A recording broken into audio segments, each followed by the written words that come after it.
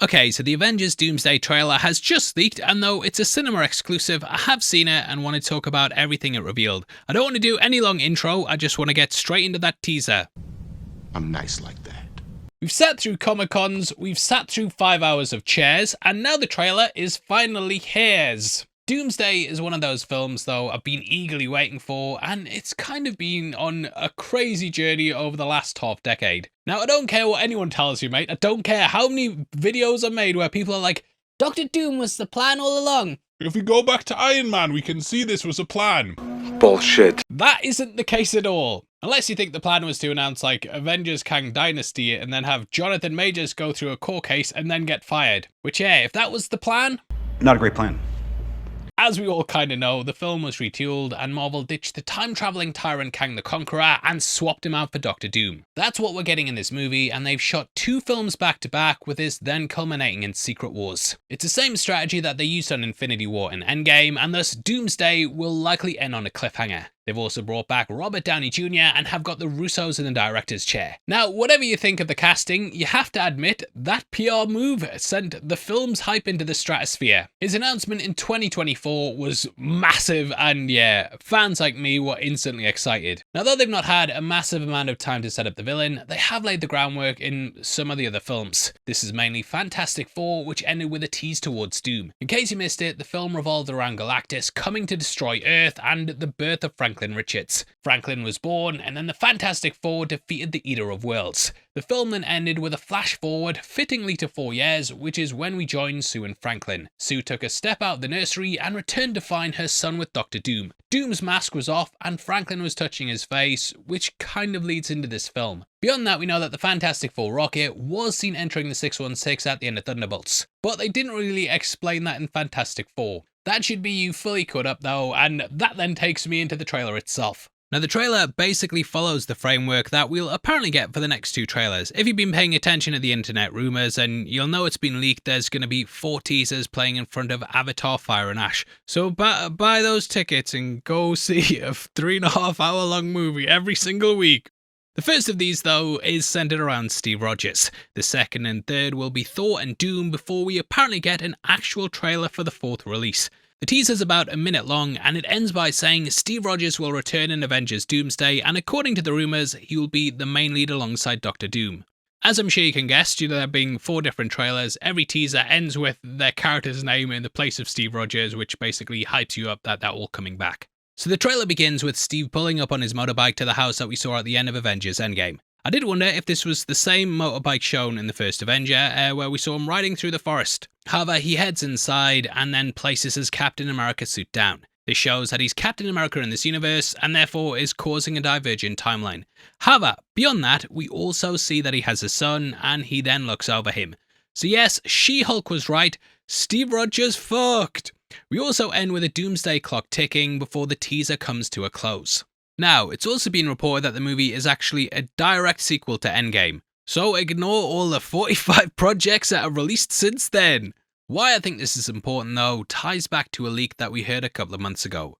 I'm not sure who reported on it, so apologies for not crediting them. It definitely wasn't Ryan Airy, I will say that, but it was said that Cap travelling back to be with Peggy caused a divergent timeline that led to the creation of Doom. If that's true, then it's spun off and created the Fantastic Four universe. Because of this, people have theorized that the movie will actually start with Doom showing up to Steve Rogers and Peggy's. I think that would be a wild way to take the movie and mean that casual fans who, let's be honest, probably haven't watched every project since Endgame can just dive in off the back of the second highest grossing movie ever made. As for Doctor Doom, with the casting of Robert Downey Jr., they're clearly taking him in a different direction to the comics. As for the original take, he was first introduced in Fantastic Four issue 5. Created by Stan Lee and Jack Kirby, he was born in Latveria to his mother Cynthia and father Werner. Both died in tragic circumstances, and this forged Victor into seeking victory at all costs. He trained his intellect, body, hit the thumbs up, and even learned sorcery. Traveling the world, this is when he came across Reed Richards at State University in New York. The pair were perfect opposites, but they worked really well together. Kinda like Magneto and Professor X in their early days. Now, Doom's mother had been killed by Mephisto, and Victor conducted experiments to try and save his mother's soul. Though there's been lots of different origin stories for how he got his face,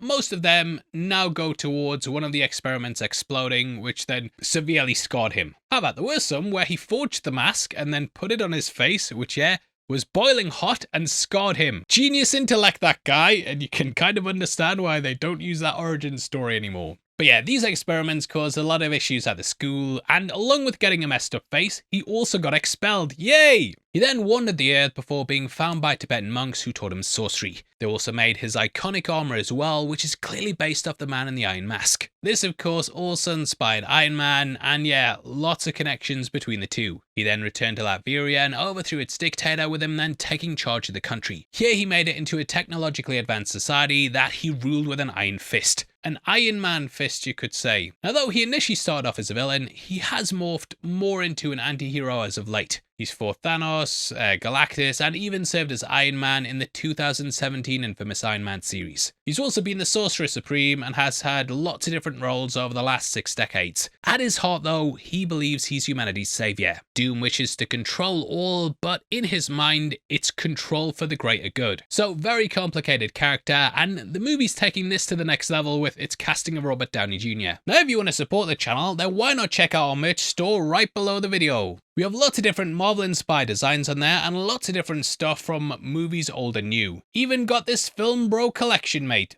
If you buy more as well, you get more of a discount, and we've got a big Christmas sale on sale right now. The more you get, the more of a discount you get, and thanks for all your support. I'm shit at selling stuff, but you appreciate anyone who buys one, especially after that terrible sales pitch. Now, throughout the comics and the Secret Wars run, it's pretty much been about Doom versus Reed. I think this will come across to the movie as well, because Pedro Pascal, he's so hot right now. Well, like three years ago, he was really hot when they cast him. Doom and Reed are great opposites though, and they're ultimately what drives the conflict in the comics. Doom has servants, robots, and prisoners, whereas on the flip side, Reed has friends, families, and allies. I definitely think that this will be what drives most of the conflict, and I can't wait to see how they handle it in the film. Now, they're cramming a lot of lore into this movie in order for us to get Secret Wars. I'm not even kidding, like Comics Explained did a Secret Wars video once, and it's 9 hours long, and I watched it twice. Either way, this story begins give me a second. A few moments later. Fantastic Four by Jonathan Hickman, where Reed Richards builds something known as a bridge. This allows him to peer into the multiverse and see all the different worlds throughout. Reed wants to solve all the problems of his Earth, and he figures out he can look to other worlds where they've already been fixed. In the comics, he's basically trying to right the wrong of Civil War and see if they could have gone in a different direction. However, more issues were caused from this, and we then eventually went to, give me a second, A few moments later. Avengers vs. X-Men, which is an absolutely massive book. That's what we know will be happening in this film though, albeit a rather simplified version, which I'm sure you can understand. However, we will be getting a showdown between the Marvel Studios gang who are going up against the Fox X-Men, which I think is going to be crazy. Though the X-Men have been laced throughout a lot of the previous phase, it was only really at the end of the Marvels that they properly brought them in as a group. Monica Rambeau ended up in an alternate world where we had Kelsey Grammer's Beast along with her mother Maria as Photon. Beast mentioned Charles, and I think this will be the world that the 616 clash with in Doomsday. Lots of different names are returning, we've all seen the chairs, and they even have Alan Cumming back as Nightcrawler. Alan Cumming back as Nightcrawler, eh? Please clap. Some of the actors are actually giving their final performance in a movie ever though, and apparently Patrick Stewart and Ian McKellen won't return to movie making after these films are completed. And I'm gonna miss them. But yeah, it's probably gonna be like the 6th time that they've killed Professor X in a movie. Now, how this apparently is going to go down though is through some of Doom's manipulation. After Avengers vs. X-Men, we then continue with Jonathan Hickman's Avengers run. Listen to this, listen to this. Fucking hell. Those are in these 2 books. Now these are Avengers and New Avengers, in that we have 2 stories running concurrently side by side. In the first, we basically have Tony Stark forging a new Avengers team in order to protect the planet. It's more your sort of upbeat classic comic stories where they beat the bad guys and go and save the day. However, look at the sister book, yeah? Look how dark that cover is, and that darkness is beyond just the cover.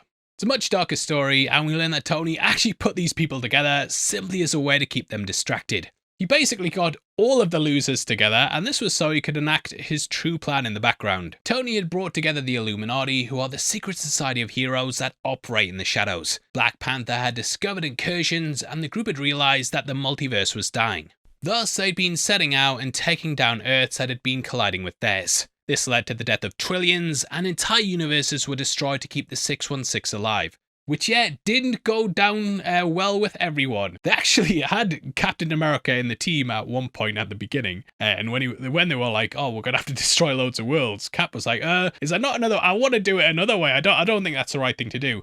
And basically, then what they did was just delete Captain America's memory. Tony then put him in charge of the other team and was like, oh, I can't believe it, man. Thanos is back, mate. Why don't you go fight Thanos? You go over there, mate. We're not doing anything over here. As I'm sure you can imagine, though, it all came to light, and this happened in, give me a second. A few moments later. Original Sin. In this, the Watcher was murdered, and then people basically got his eyes, and this revealed the truth. Thus, Captain America realized that his memory had been erased, he wasn't too happy, and thus the Illuminati were hunted. They went on the run, and were secretly fighting against other worlds. Now, during this, we also had heroes from other worlds arriving, attempting to stop their own world from being destroyed. We even had an evil version of the Golden Age Avengers, and overall it was a great story that I think they could adapt into Doomsday with all the different timelines and versions of the characters over the years. This could be the movie's version of Avengers vs X-Men, which I would grab, but it's put a hole in the fucking floor and it's below me now. But it's going to be far more simplified. Now, from what's been said in the leaks, the film will apparently have Doom going to the Earths to tell them that he's planning to bring all the timelines into one. If you remember our reports from a couple of years ago, then you'll remember that we talked about the original plan for what's going to happen in Secret Wars. The universe will get a soft reset, and all the characters will be streamlined into one universe with some retcons here and there. This has pretty much been confirmed, with Marvel even coming out and saying that we'll get a sort of soft reboot after Secret Wars. Now, it's apparently going to be a bit of a meta plot in the movie, and Doom will tell the heroes of each Earth that he wants to bring them together all into one timeline. However, it will then apparently be revealed that this involves destroying the other worlds. The heroes will initially try to work together, but yeah, then they'll realise it's not working and turn on each other. But I say let them fight! Now, this comes from the comics as well, and there is an Earth A encounter that's initially chill. They even sit down with their teams and try and brainstorm a way to save both worlds. As time runs out, though, they quickly realise, yeah, not happening, so let's just kick the shit out of each other. Which I think is something they'll do in the movie with the Avengers and X-Men. Or maybe Avengers with a Z. Now, speaking of time runs out, that's actually the next big arc in the story that's next in line in terms of events. I did used to own the graphic novel for Time Runs Out, but then they released this one, combined with Secret Wars, so I sold it and made a bit of money back, mate. What do you mean I've wasted it all on more comics? Now, Time Runs Out is basically the last two universes in the multiverse colliding with each other. Those are the Ultimate Universe and the 616. The Illuminati are hiding out, and while Cap and the gang are hunting them, they're also having to face these two worlds colliding. On the Ultimate side, we have figures like Sam Jackson's Nick Fury, Miles Morales, and also evil Reed Richards.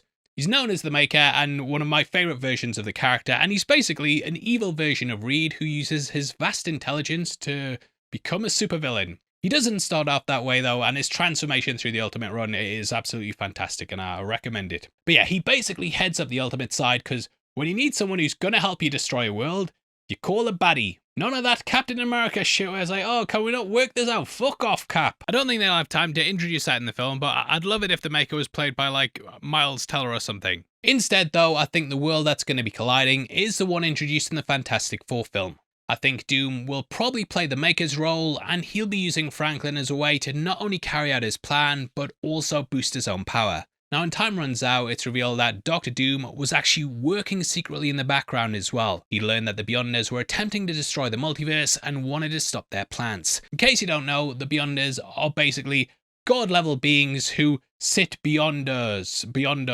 They were planning to destroy the multiverse and were doing so through Molecule Man. Molecule Man is a Nexus being, meaning that in the multiverse, he's the same on every universe. Their plan was to use him as a bomb and detonate the character, which would then destroy every Earth across the multiverse. However, Dr. Doom learned of this, and thus he started going through the multiverse and killing the Molecule Men one by one. However, he ran into a snag.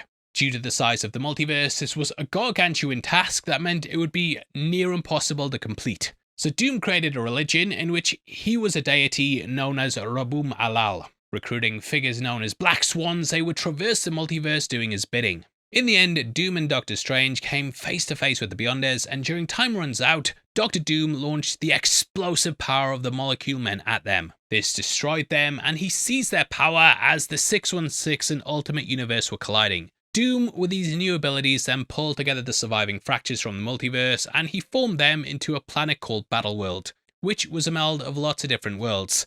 At the center of this, he ruled as God Emperor Doom, which was of course a nod to God Emperor June, which I've got God Emperor of June up there, mate. This is fucking sponsored by books, this video. Now I think that's going to be what Secret Wars is, and we did see that leaked concept art that looked like all of that stuff. For Doomsday though, I think they're primarily going to be adapting Time Runs Out, and yeah, Time Runs Out, it's your Doomsday. It's also Dr. Doomsday, and it's a pretty clever title that has lots of different meanings. Now, if you've been watching our videos for the last couple of months, then you might have noticed a comic up behind my shoulder. That was sent to me by Zach Cleghorn as a nice little gift, and I tell you what, he's a lovely guy. And he would always hit the thumbs up as well, just like you, mate. Anyway, this comic features Galactus and the Fantastic Four, and it's titled, If This Be Doomsday. It involves Galactus coming to Earth to destroy it, but I do wonder if the inspiration behind this will extend into other films.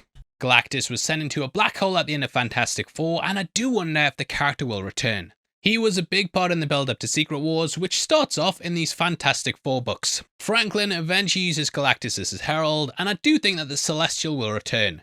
Potentially, he could be a way they defeat Doom in Secret Wars, as he is going to be in his God Emperor mode by then. Now, as for Robert Downey Jr. returning, I do think it's kind of divided the community, but I'm someone who thinks that it's great. We shillin'. Just having the face of the 616's major hero though, and making him the multiverse's biggest villain is something I think could be a very interesting way to take things. I can't wait to see the character interactions they have in the film and how not only the heroes react to him, but also how they react to the idea he's Doctor Doom. Just having the face of the person who died that you loved coming back and being your biggest threat is such a great idea, and yeah, very excited to see where they go with it. Beyond that though, this movie is kind of like a Hail Mary for the franchise. Every time I say Marvel's on the decline, I'll get people calling me a hater and I'm a piece of shit or something. Like even last week I had someone saying I turned bitter to Marvel when it's like, help me build a channel and I should be grateful. But I don't know, mate. I'm just going to be honest with how I feel about stuff. I really enjoy the Fantastic Four, Thunderbolts and Deadpool and Wolverine, but for me it's just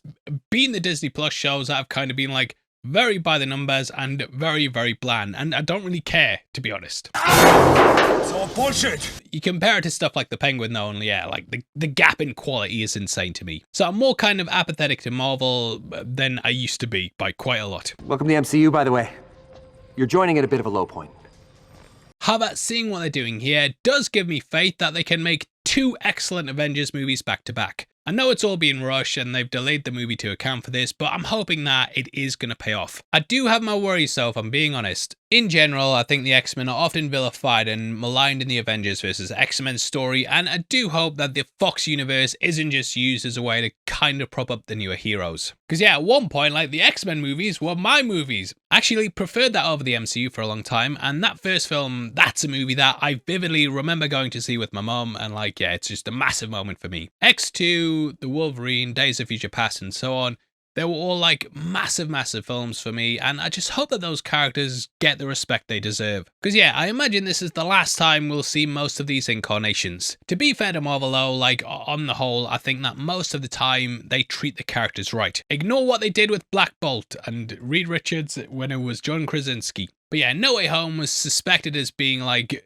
just cameos for Toby and Andrew, but they actually brought the characters in a really integral way to the plot. And that was the same for the villains as well. So yeah, I'm hoping it's more like that, but we will see. Marvel needs this to be a massive success though, and there's a lot riding on its shoulders, and yeah, we'll see how it goes, but as far as first looks, I might be excited. Now, are you excited? I'd of course love to hear your thoughts below, as I know that there's going to be lots of different opinions. Please drop a like on the video as well, and drop a comment with all your thoughts below. If you want to follow us on Instagram and keep up to date with what we're doing, then make sure you check us out at Heavy Spoilers. Did you know as well that members of the channel, you also get early access to videos every week. If you click the join button for 99 cents a month, you'll get at least one breakdown a week before anyone else who hasn't clicked it. But yeah, 99 cents a month. We're trying to keep that very, very low and giving you a lot of content that it just makes it feel worth it. You're like, I'll give up that 99 cents happily every month. That's what I want you guys to feel. Now, if you want something else to watch, then we've got a video on the screen right now that I think you guys are also going to love. I don't just think that as well, mate. That's what the algorithms picked for you. I've put best for viewer and that's what it's selected. So thank you for all you guys watching this one. Yeah, what a big day getting that trailer finally, and thank you for sticking through this video. With that out of the way, I've been your host Paul, you've been the best, and I'll see you next time. Take care, peace.